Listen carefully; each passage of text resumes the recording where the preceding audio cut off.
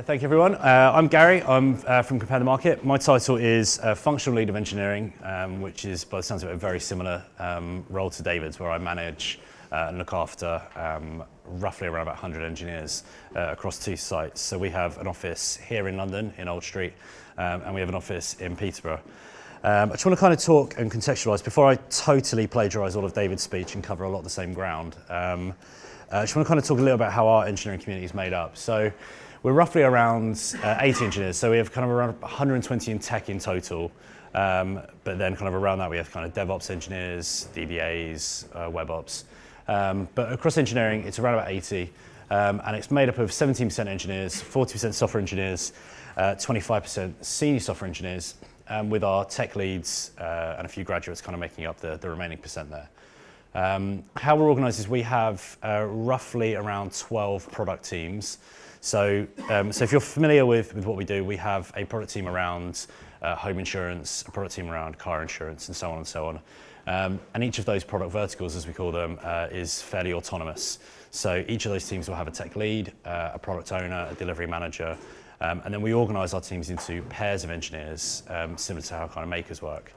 And I think from memory, Emily might correct me if I'm wrong, I think we've got around about 12 makers at the moment across probably more. We've hired about 8 in the last kind of 6 months alone, so it's been great going for us, and that is largely where that 17% comes from. But similar to the points that David tackled on, retention and attraction are major areas of major pain points. So it's really key that we kind of grow our talent. So of our software engineers, roughly around 70% of those have come from internal promotions from junior to software engineer. And as our senior software engineer, roughly around 60% of those have come from internal promotions from software engineer upwards. And that's what we really try to focus a lot of our energy on, is on developing that talent internally and promoting. For our juniors into software engineer, we set a target that they should be looking to make that leap within around 18 months of joining the business. From experience, we noticed that when we hire from makers, that usually happens within about a year. It happens much quicker. And that's usually just because if we're hiring from a college or from a placement or so on, or our graduates, things like TDD, pairing and agile aren't things that they have experience of. So they have the same level of software skill, but they don't have the other bits that are key to our business. So when makers come on, they have that a little bit more ready. But when we look at our talent attraction, our time to hire on vacancies at the moment is around, that's at best, is about 67 days. So if we have a resignation or a leaver, or we start a new team and we need to hire for a role, from getting that role approved and out in the market to offer, it's around 67 days. That doesn't factor in then the person's notice period or anything like that. So for some of our senior roles, if we're hiring someone with a 3-month notice period, we add another 3 months on top of that number. Best case, we're adding another month on top of it. So it's a fairly long time to hire for us. And that's driven by a number of factors. That's driven by sometimes it's location, sometimes it's skill.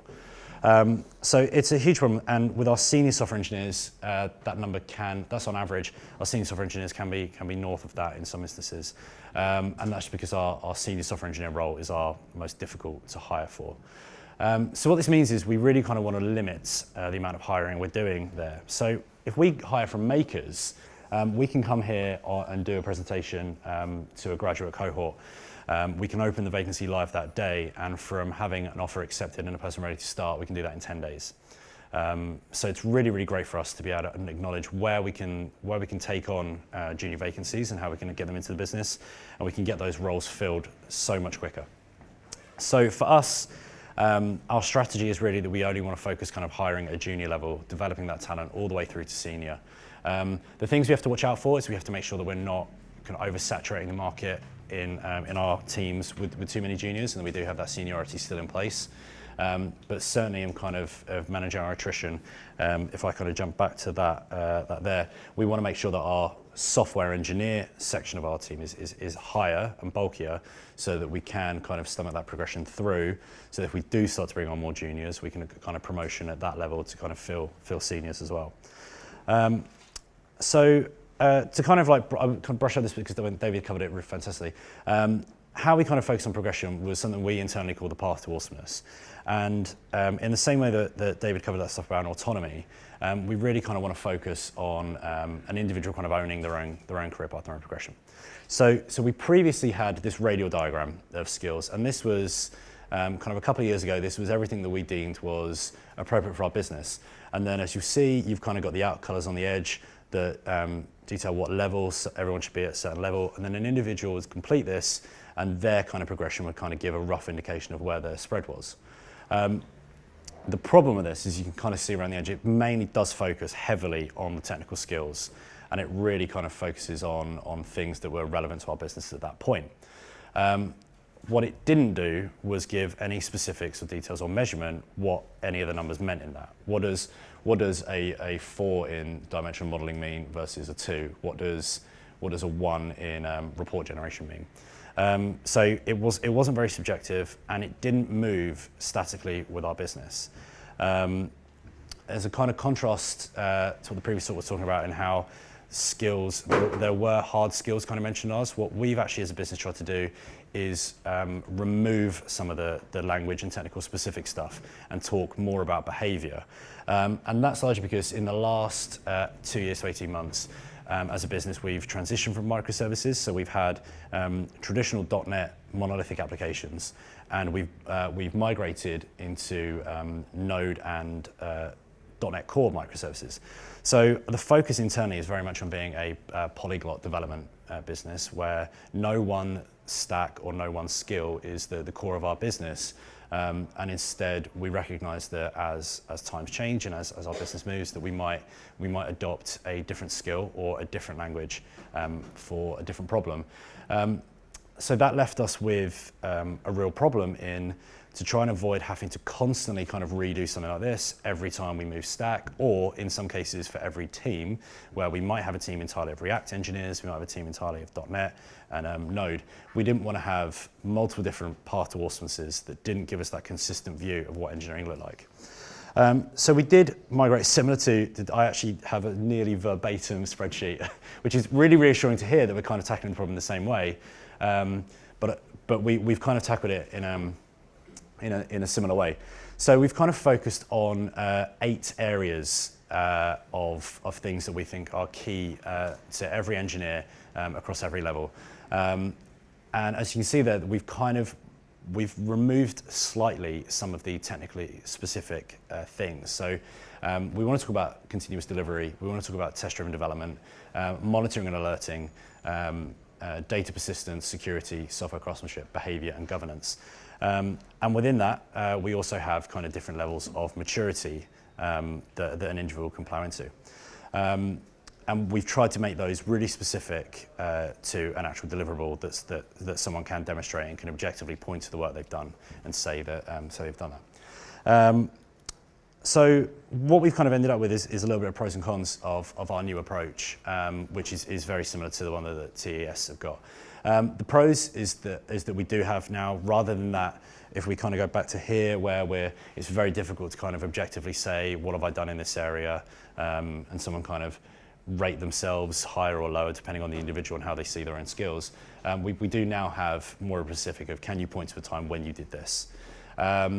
We are showing a bit more of a clear route to progression, and because we've kind of removed that technically specific stuff and made it more behavioral driven and craft driven, we are able to use the same diagram for different technical stacks, so we can judge the maturity of a Node engineer versus the maturity of a .NET engineer. And we are really supportive of different learning styles. So we recently did a bit of a presentation back internally. We do a survey every 3 months where we kind of look at the trends and mood of our team. And recently we got some kind of mixed review on how we're doing with training and development. In fact, I did a presentation to our engineers yesterday where I fed back some of their feedback.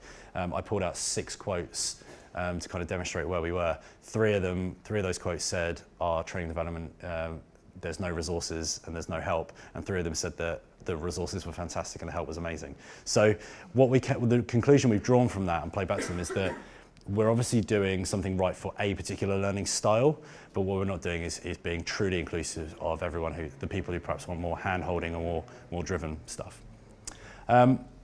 The cons of our new approach, we found in the minute it isn't showing a snapshot of where that individual is in their career. It does take a little bit of digesting by the individual. It doesn't handhold someone and it doesn't drip feed them this information. It does need them to kind of go out and drive it themselves. And it is really dependent on the individual being driven to take that step. It's worth pointing out these cons are by design, and that's kind of what I want to talk about a little bit now. Is how we're making those cons a key part of how we feed that information in. And we really see that is part of mentoring and coaching. So to talk about the difference in the role of mentor and a coach is how we see them working in our business, is that the mentor really should be the person that is focused on your macro career development.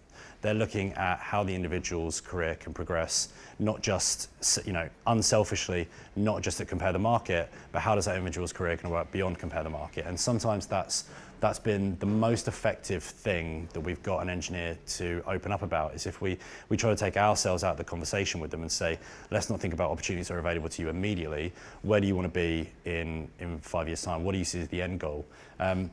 That for me has been most crucial when talking to my tech leads, the people who manage those teams. The tech lead is kind of our first sort of non-linear role within the business, where there's not a kind of linear progression after that role. It's that they have multiple avenues of development. They can become solution architects. They can work alongside me in leading the engineering team. They can progress into bigger leadership roles. So for some of these guys, it's very difficult for them to think about that non-linear move, and to try and get them to think about what their career aspirations might be outside of the business. We can then work out how we challenge them internally. So it is a very long-term approach, that mentoring, whereas the coaching is on that skill-specific level. We can break down things and we can have experts, and it can be a lot more structured. And the reason why we think that these roles need to exist is that our business changes and grows rapidly. I've been in the business just over a year now, and I don't think there's any kind of quarter that's been the same in terms of what we've done strategically. We can kind of spin up a new team overnight. We can change tech stack to one product overnight. And it means that we want a workforce that's highly motivated, highly skilled, and flexible. What it means is that in how we work with line management, we're kind of more of a matrix of line management. And a line manager isn't necessarily the one source of a person's career development. So it makes it very difficult for line managers to kind of own a person's career progression. So we do want to kind of make sure that the individual themselves is very clear on what they want. So the mentor can sit outside of a team, so that they're not kind of bogged down in the day-to-day of what that product's doing or what that individual's doing. And they can kind of be someone that they have regular catch-ups with about the long-term aspiration of their career. Coaches can kind of be more specific to lots of different areas. So it would really be the mentor's job to sit with the individual and work out who the relevant coach to help them through particular areas. What we found is that the coach doesn't have to be a subject matter expert in an area. If you're coaching a junior software engineer, it doesn't always have to be an expert in an area to help a junior coach the next level. It just needs to be someone with the experience and the growth in an area to point out what the progression from a junior engineer to a software engineer might be. So when we talk about responsibilities of a coach, we don't mandate coaching. It's very much something that it forms part of our behaviours, that you will kind of be there for your team and you will help coach.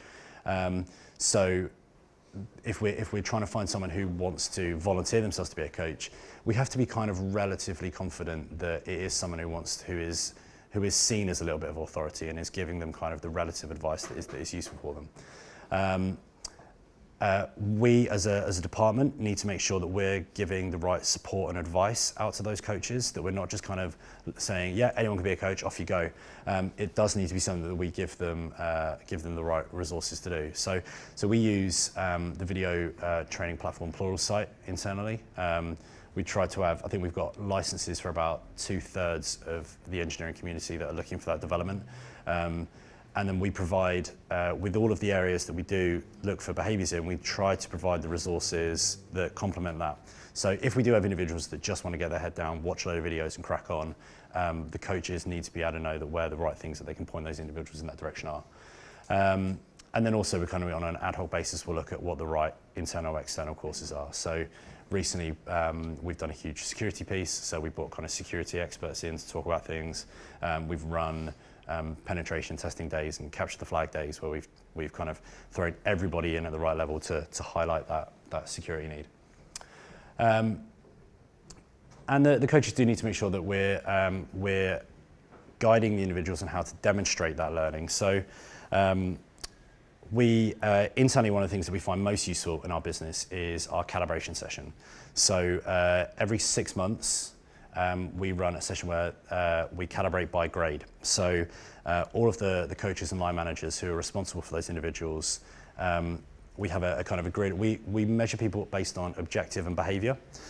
So objectives being the more technical stuff, the behavior being the more interpersonal skills. And then we kind of grade them from 1 to 5 in each of those areas. So 1 being an absolute role model in the business, a 5 being not performing. And the idea being that you're rated kind of from 1 to 5 on objectives and behaviors. So very much for us, a 3-3 in both is the example that we want everyone to be at. And we then kind of look at what the correlation and the causation, who see their responsibility as being fair and just and really kind to their employees. And we have some who kind of take a little bit more of a hard line and want to see real hard things being caught. So getting that feedback from peers in that session of where everyone's doing is really important to us. And we make sure that when we come to that the line managers are representing their people can say, well, here's what someone's demonstrated, here's what they've done in the last 6 months. And we need to make sure that we're providing the right skills to people to coach. So those are some basics, those are soft skills, but internally we provide that support, that make sure that support's available. Whilst we're still learning with this, it's still something that we review on a regular basis. And I think if we've learned anything, we've learned that there does need to be a coach of coaches. As I kind of touched on earlier, this is great if you have a huge group of people with a desire to do this stuff, but at times when we've had a lot of big pushes or we've had a lot of releases happening in the business, we notice that maybe the volunteers wanting to do this has kind of dropped. We need to be kind of aware and gauge what the mood is in the business at the moment and make sure that coaching is still happening. So we need to provide a bit of impetus behind people to make sure this is still happening, bring them together and keep it going, because it's very much a cultural thing, and if we don't keep the fire behind it and the energy in it, it can fizzle out before we know it. And we don't want people to become a coach of too many subjects at once. We just want them to focus on specifics, so that when people seek the help of those individuals, they are getting the right help. We use a couple of forums internally. So we have a forum of all of our technical leaders called the Tech Forum, where we review this kind of stuff on a regular basis. So we hold a session once a week, and once a month one of those sessions is dedicated purely to the career development of our engineers. So that's each of the leaders of all the different product teams coming together to say what the important parts of their tech stack and their behaviors and their teams are. So we get a kind of a mood on the different technical teams. And some of those teams can be writing just high-performing microservices. Some of those teams can just be writing front-end libraries. So we do get a range of opinions on what the key behaviors and skills are across the business, and then they all have the opportunity to feed into that. So much as David was saying that our progression framework isn't a static environment, it does change and we do adapt it. And having that forum where the different technical leaders can kind of give their feedback on that is really important. And it's worth pointing out that in that session, some of those technical leaders will be coaches and will be line managers, others won't, just pure out of interest. So we do get a nice balance of soft skills and hard skills.